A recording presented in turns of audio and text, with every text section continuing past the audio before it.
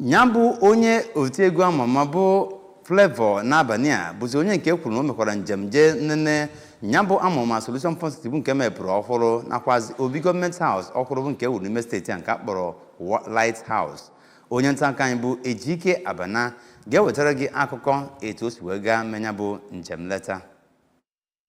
Ya bụ njem bụ nke onye du ha bụ Chief of Staff nyegara Gọvanọ Maazị Ernest Ezeajuri tinyekwere ndị ọrụ gọọmenti ndị ọzọ. Flavour bụ onye nke a maara na-akụsi egwu ike kwuru na ya bụ Solution Fund Steeti bụ akatamkpo ọrụ ngo Gọvanọ Solodolo na steeti a bụ ebe nwere ike ịbara ọha mmadụ uru nke ukwuu ma ọ bụ na etinye ya n'ọrụ. Emesikwara gaa n'obi gọọmenti ọhụụ Gọvanọ Soludo lụrụ bụ ebe ọ nọ wee too aka na-achị steeti a maka ezi ọrụ ọ na-alụ na steeti a. Ọ kpọrọ oku ka mmadụ dum bụ ndị Anambra nakwa ndị ọzọ nwere mmasị bịa Anambra weta akụnụba ha tinye na Anambra maka ọmụrụ nwa. Ejike Abana maka akụwa ABS.